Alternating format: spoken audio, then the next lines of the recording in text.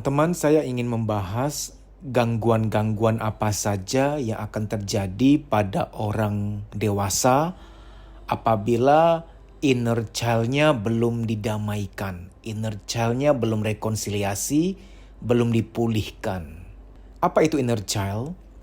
Anda pernah mendengar nggak istilah kita ini semuanya sebenarnya hanyalah anak kecil yang terperangkap dalam tubuh orang dewasa. Anak kecil yang terperangkap dalam tubuh orang dewasa. Sedewasa apapun kita, pasti ada teriakan, ada tangisan, ada kehampaan yang masih dialami diri kecil kita. Entah diri bayi, diri balita, diri kanak-kanak, diri remaja kita. Semua kesedihan atau kekecewaan, kehampaan inner child itu tersimpan di alam bawah sadar. Perlu teknik khusus untuk masuk ke alam bawah sadar untuk mengakses rasa dari si inner child ini. Apa dampaknya apabila inner child belum diterapi? Dampaknya bagi kehidupan orang dewasa itu seperti apa? Saya akan berikan beberapa contoh karena kalau semuanya saya paparkan bisa panjang sekian jam video ini. Ada orang yang di masa kecil dia kekurangan figur ayah, terutama apabila ini dialami oleh seorang wanita. Seorang anak perempuan dia kekurangan figur ayah. Sehingga inner child-nya entah rindu atau marah kepada sosok ayah itu. Berbeda-beda ya, ada anak perempuan yang karena dia kurang figur ayah, dia rindu akan sosok ayah. Sehingga dia ketika nanti dewasa, dia nggak bisa naksir sama laki-laki yang sebaya dengan dia atau bahkan lebih muda. Dia mau yang lebih tua, yang jauh beda usianya. Karena tanpa disadari, dia itu nanti menikah tidak hanya mencari suami, tapi juga mau mencari sosok bapak yang hilang dalam masa kecilnya.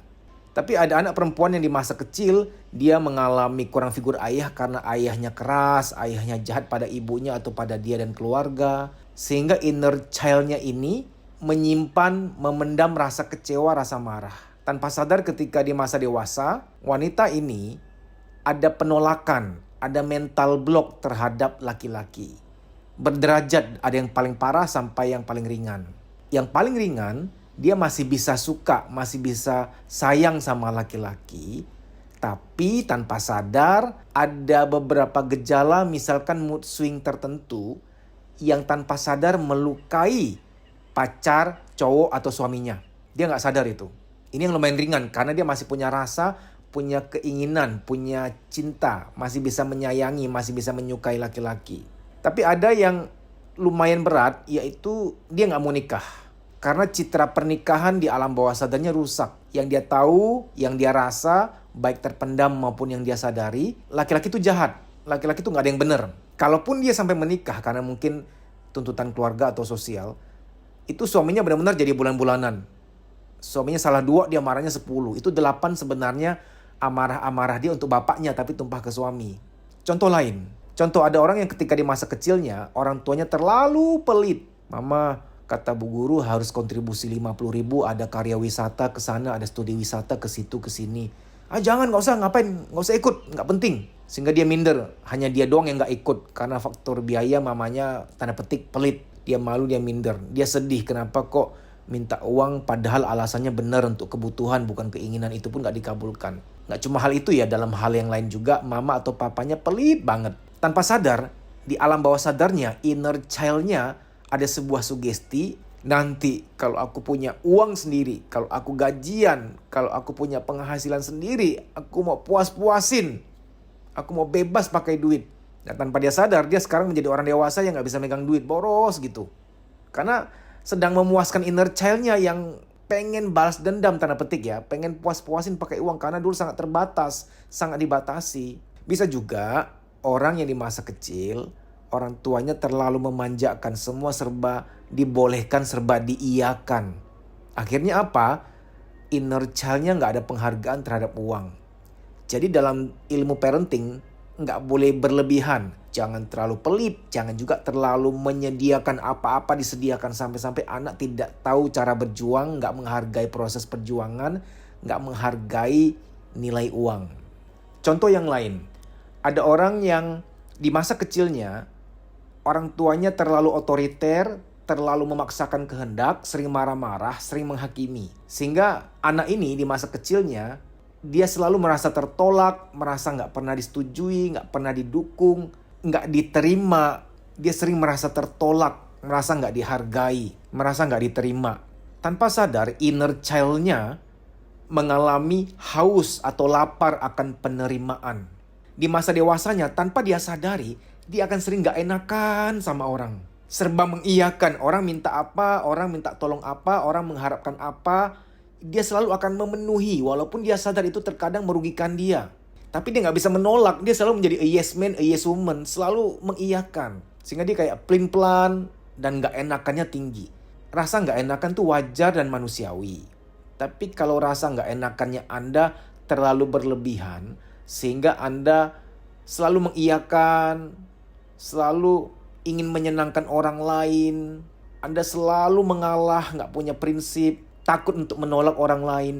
Yang sebenarnya terjadi adalah inner child Anda haus atau lapar akan penerimaan, sehingga tanpa sadar Anda merasa bahwa kalau saya bisa menyenangkan orang lain, saya akan diterima, saya akan dihargai.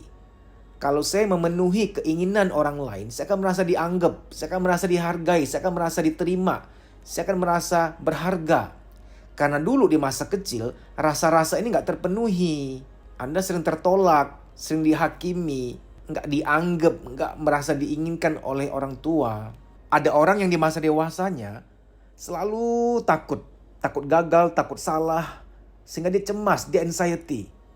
Salah satu penyebabnya adalah di masa kecilnya, inner child-nya ini dipenuhi ketakutan.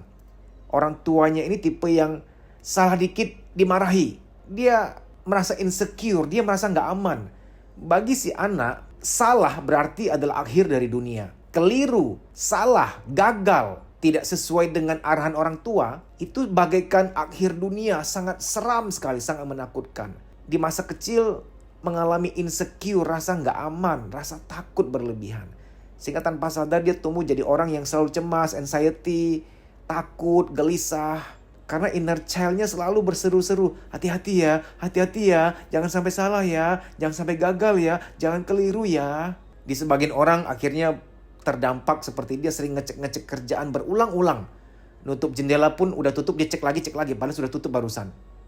Kalau bikin surat proposal dia cek ulang, dia baca berkali-kali, dia takut salah. Padahal dia ngecek kerjaan tuh gak wajar, sampai 10-15 kali ngecek gak wajar gitu loh.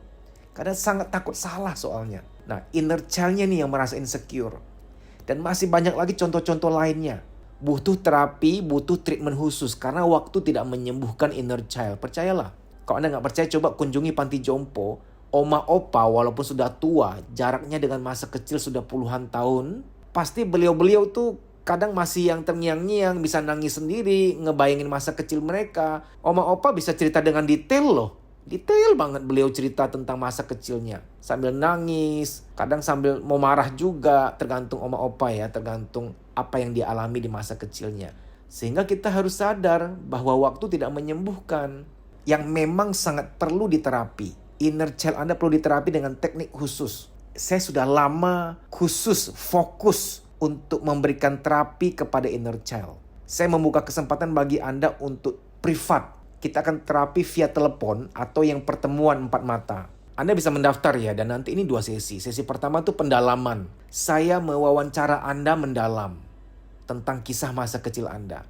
Panjang lebar kita bercerita, diskusi, brainstorming agar saya ketemu benang merahnya. Oh, inner child Anda kebutuhannya ini. Inner child Anda terluka dalam hal ini, hal itu. Nah, baru sesi kedua adalah terapinya, healingnya, restorasinya. Anda bisa mendaftar untuk ikut sesi private coaching baik via online, WA call, telepon WA, atau melalui pertemuan 4 mata. Anda bisa WA ke 0858 1446 1446. 0858 1446 1446. Dengan cara WA nama Anda, spasi usia, spasi lokasi. Spasi Anda mau via online atau via pertemuan. Semoga bermanfaat. Sampai jumpa.